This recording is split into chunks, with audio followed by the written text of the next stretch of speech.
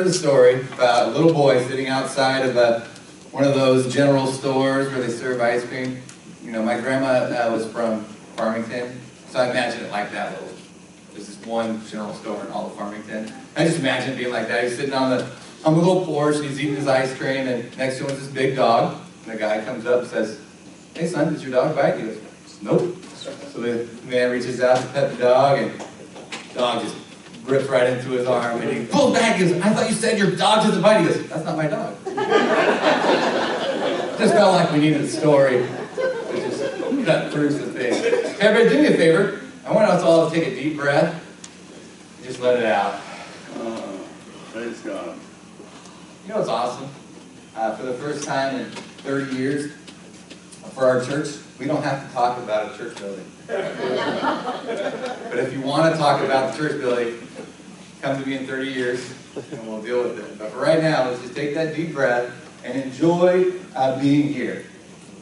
We started the series last week, and I wanted to continue in that, but I felt like today was a perfect time for us to just spend some time in celebration of what we have before us. Not just to celebrate that we're in a building, but there's a lot of things to understand in this process that we went through, this process of life that we are going through. We need to understand that we should be celebrating some things. And so we read this verse earlier. There's the wrong button. There it is. We read this verse earlier, and I want to read it again, and I want us to do some things with it. But it says, "Come, let us sing with joy to the Lord. Let us shout aloud to the rock of our salvation. Let us come before him with thanksgiving and extol him with music and songs. For the Lord is a great God, a great King above all gods, and in his hands are the depths of the earth. And the mountain peaks belong to him, and the sea is his, for he made it, and his hand formed the dry land." You might be like, "Wow, you memorized that. That's just a song. I just was singing it in my head." But we have this great verse of coming before the Lord, singing with joy, and shouting to the Lord with thanksgiving. And so Dwayne does this really well, but I think we need to have one of those moments where just, God is good. All the time. All the time. God is God is really good because in this process, we've had to experience some ups and downs, right? We've had buildings we liked, they fell through. We've had wanting to build and it fell through. We've had some things. And I want us to understand that part of this celebration that I want us to do is celebrating not just being here, but God's timing, God's plans, and God's healing. These are some things that we should be celebrating together. And so I want to just talk about celebrating God's timing. There's this amazing thing that happens in life that you may think that God is taking an incredible long time to bless you. You've been waiting for a blessing, or you've been waiting for something from him, and it could be anything. But I want you to know that the blessing has always been there. What God is doing is preparing you for the blessing that he already has for you. When you think that it's been too long, what he's been doing is wanting to get you where you need to be able to receive that blessing that he already has set for you. So some people may have been waiting a long time for that spouse that they've been waiting for. Maybe, you're a young woman that's been waiting for a husband, and God's just saying, but you're not ready to be a good wife yet.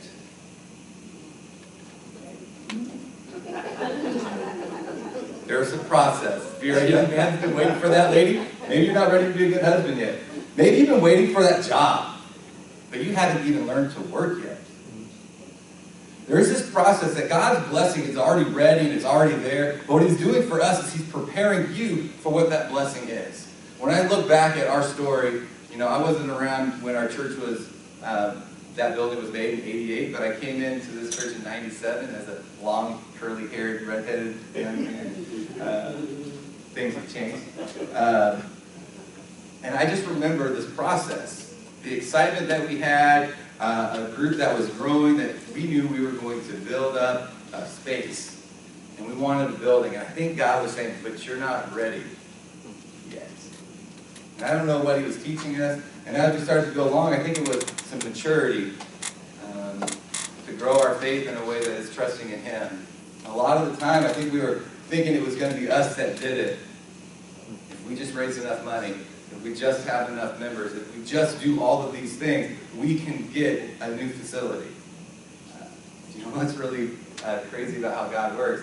Our actual membership went down a little bit before we ended up in a new space.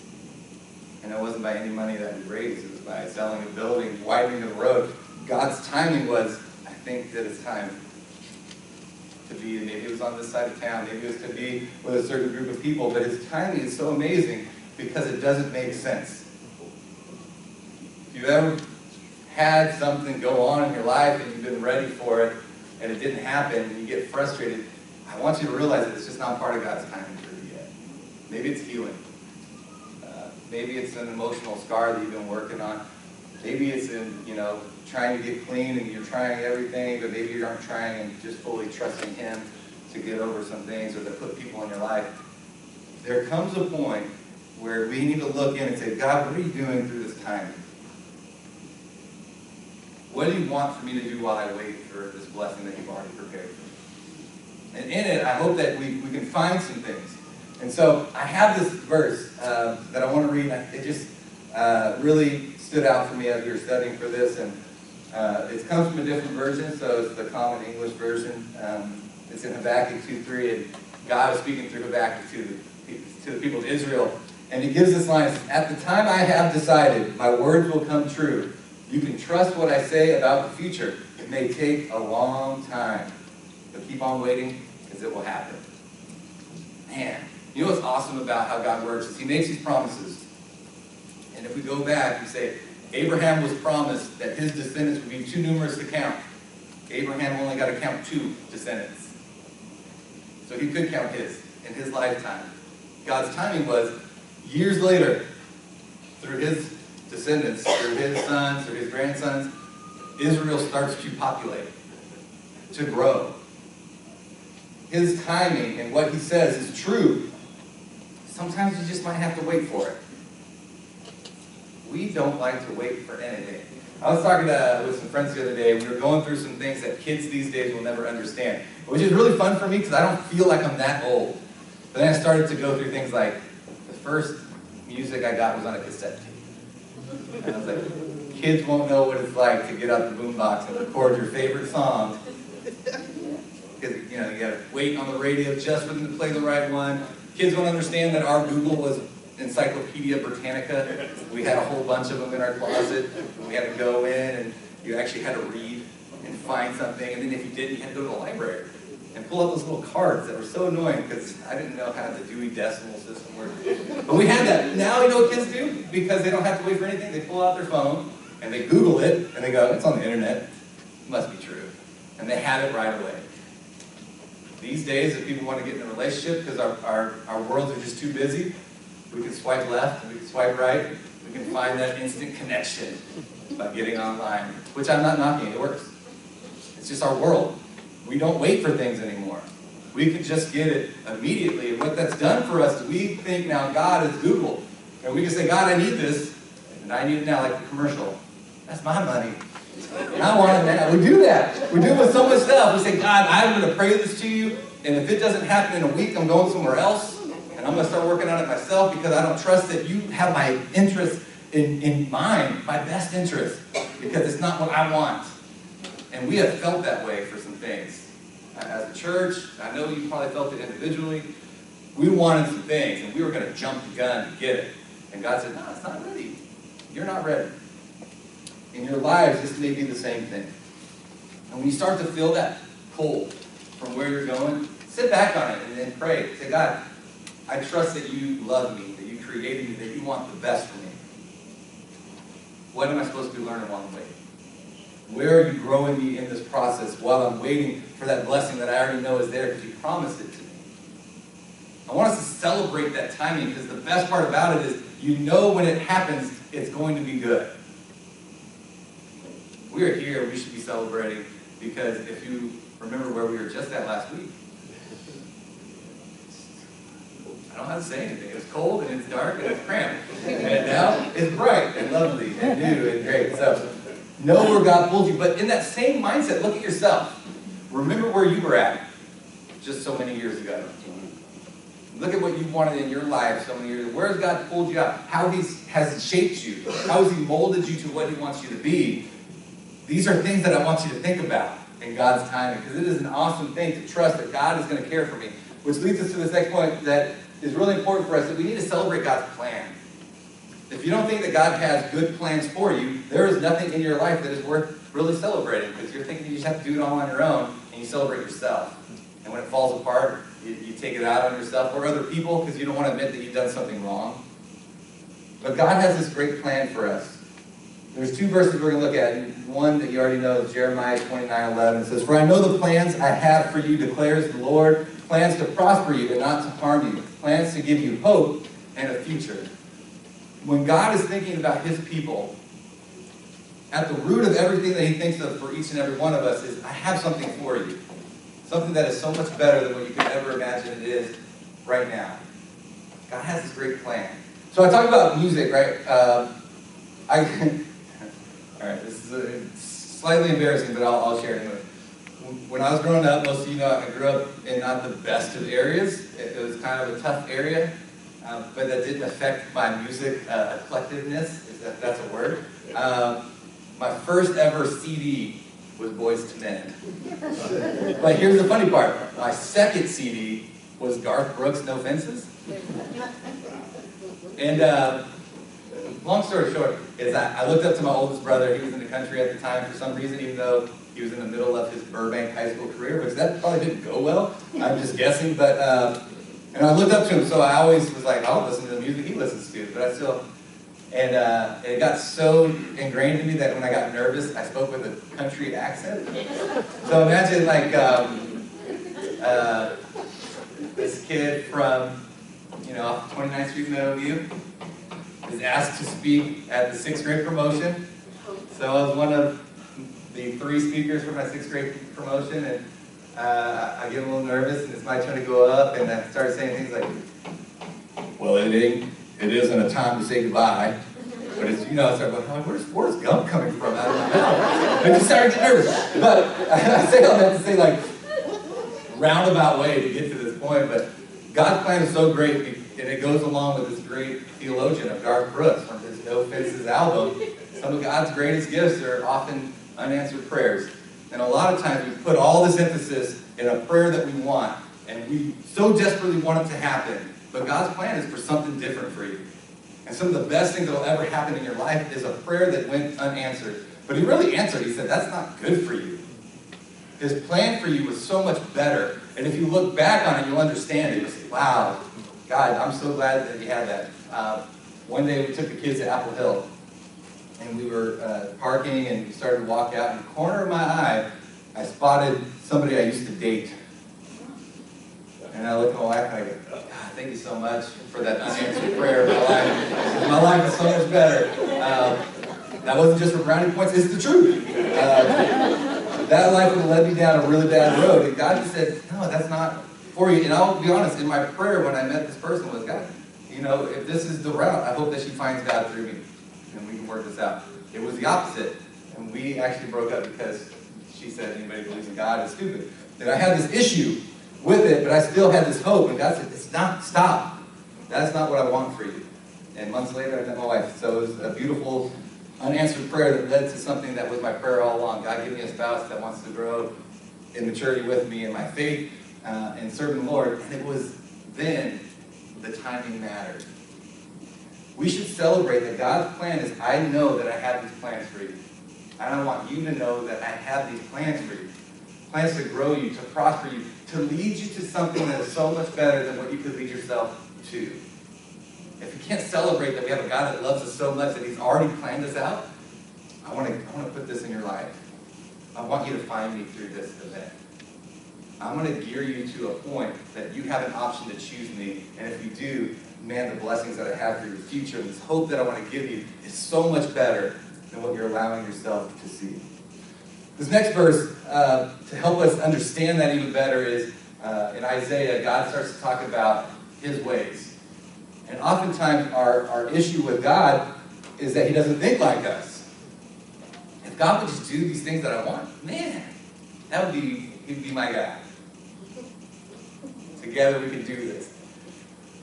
In Isaiah 55, 8 and 9, it says, "For my thoughts are not your thoughts, neither are your ways my ways, declares the Lord. As the heavens are higher than the earth, so are my ways higher than your ways, and my thoughts more than your thoughts." God is thinking so much deeper and so much bigger than we could ever imagine. I want you to think about this. The God that, I'm just speak for me. I love that in his timing and in his plans, I know that I have a God that has my back.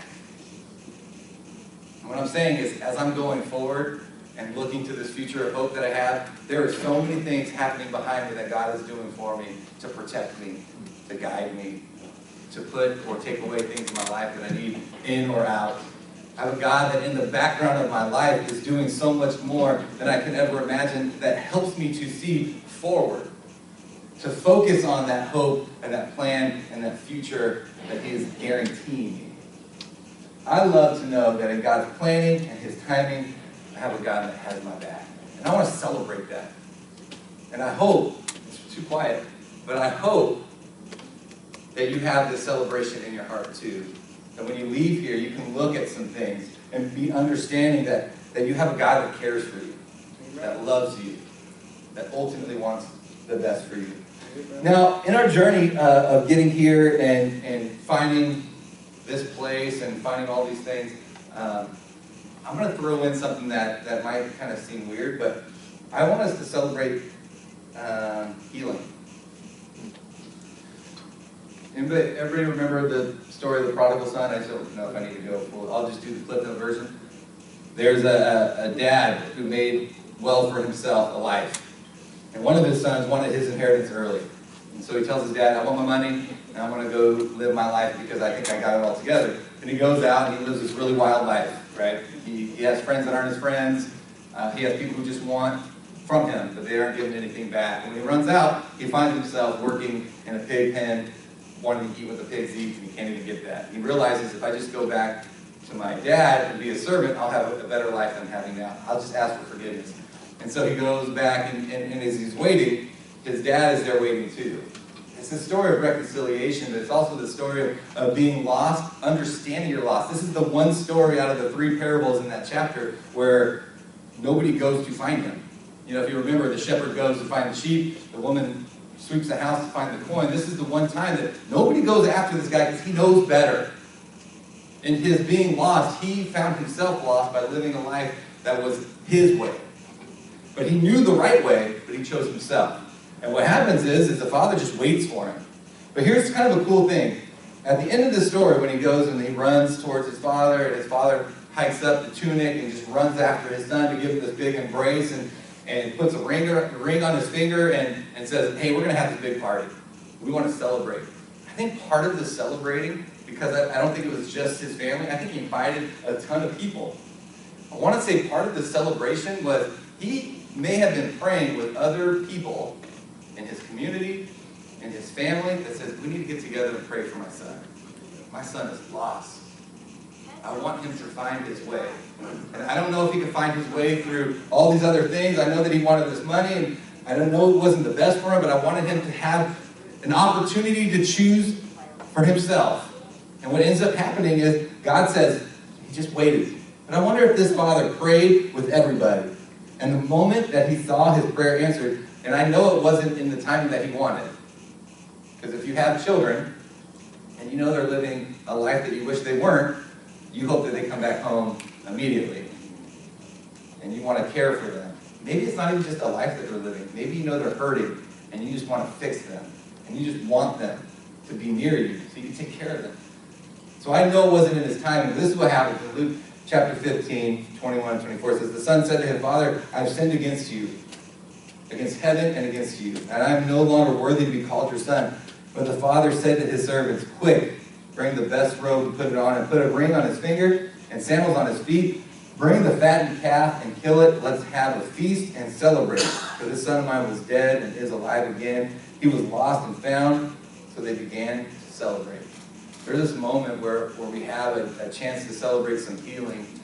And I know that just from experience, in the process of all of this, in the last 20 plus years of figuring out where God wants this group to be, what he's called us to do in his community, what he's called me to do just as a servant, I know that there has been some hurt and some healing needs to happen. And I hope that we've been praying together for this day to come. Not just, hey, we're here for the first day in a building. That's only this much of the picture. The healing is, God, We need to be in a place where we can serve you, to bring people to your kingdom, to be a light in a dark world, to be salt to a flavorless world, to bring hope to people who are hopeless. And I know we've been praying this prayer, or at least I have been praying this prayer for all of us.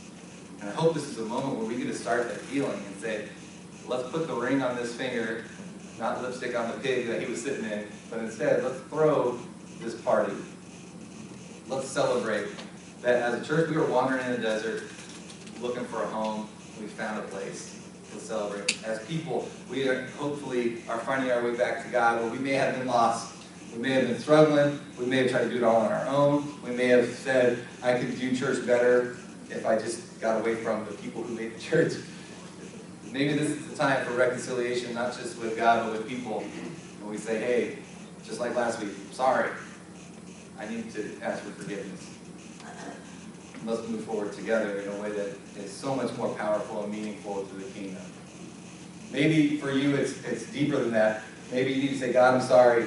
I sinned against you and against the people in your life that you put in my life.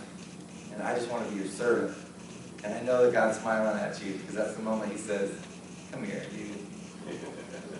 I've been waiting on the porch for the last 3 years to run after you. I wanted you to figure it out on your own, because maybe you're that person that everybody may tell you the right thing to do, but you got to fail on your own to understand, yeah, the Father had it right. That's right. And I want to run back to you. For you who haven't made it that far, don't get there. Nothing is better than being in the light of God. Nothing is better than being in his presence. Nothing is better than being under his grace. Nothing is better than to understand the love that Christ gives us. And if you're there, I want to build you up there. Maybe the next step for you is not just saying, God, I need forgiveness of these things. It's more like, God, help me just to do that prayer that your son said. Father, who is in heaven, how great and awesome is your name. Can we be a part of making your kingdom come and your will be done here, like you have it in heaven? Can I be a part of that process? Can I be a part of the process of changing this world one person at a time, that a love that I can share, that I've received from you? That people may know that I am your disciple and your servant, because the love that you gave me, I want to give to the other people in my life. We get to start celebrating healing in other people. Maybe you've already found that. Maybe you've already experienced a robe being put on you and the sandals on your feet, and you're like, man, I was lost in sin. I was on a road to destruction, but God saved me. You can't stop there. Now it's time to let your celebration spill out into other people. God, thank you for forgiving me. Thank you for healing me. Thank you for finding me worthy to be in your presence, to save my life, help me to save others. And we can do that by offering that same hope. A hope that God has plans for you, to prosper you, to give you hope of a great future. And that great future is eternity in heaven with him. And without him, there's the opposite of this hope, and it's despair. If I don't have anything to look forward to, what's the point? God has something that's so much greater that we can't even fathom it. Think on that. So let's go through this real quick. We've got 3 things that we should be celebrating for when you leave today. I would love for you just to find someone and say, man, God's timing is so great. Let me share our story with you about his timing. Maybe in the process of enjoying some more donuts on your way out, because who doesn't need more donuts? Talk about, man, I'm so grateful to start seeing God's plan in my life start to take shape. I want to share it with somebody about it. You know what even is the best one that most people love to hear more than anything else? Let me tell you a story about some healing. I want to celebrate with you today because I had this in my life, and God brought it together. I had a son who needed to find God or find some kind of direction in his life, or a daughter, or maybe it's just for yourself, physically, emotionally. God brought me out of some bondage that Satan was trying to use to bring me down. I just want to share this with you. These are the things that start to get people excited, because you are the witness. The only Bible that many people will read is you and your life and how you share who your God is to them. The only way that other people may even hear or understand or know who God is for them may be through your witness and your testimony. St. Francis of Assisi had this line, said, may you always speak the gospel, be a witness, and if necessary, use words. It's a paraphrase. You can be a witness to God with your life, the way you live it, the integrity that you carry, the life words that you bring. You have so much to offer, but it wasn't because of you. Because God brought it in His timing. And in His plan, He's putting you in people's life. Let's go to God and pray. Heavenly Father, you're an awesome, incredible, amazing God. You know, we really don't deserve to be in your presence. I know where we're at because there are more than two of us together, that you are with us, that your Spirit is dwelling here in this place, and we don't deserve to be in His presence. We should be laying on our face, knowing that we are unworthy to be in front of you. But God, you don't see us that way. You see us covered in the blood of the only perfect Lamb, your Son. You see us as perfect. You see us as cherished children who are lost and who are found. And you can't wait for us to come home, to celebrate, to have a feast, to all have room at a table, and to have many rooms that you have already prepared for us when you left this earth, God. I'm so grateful that you love us. I'm so grateful you care for us. I'm so grateful you answer the church's prayer to have a place to put down roots. And God, I pray that we don't take it for granted, but we celebrate it every day, and people may find you through it.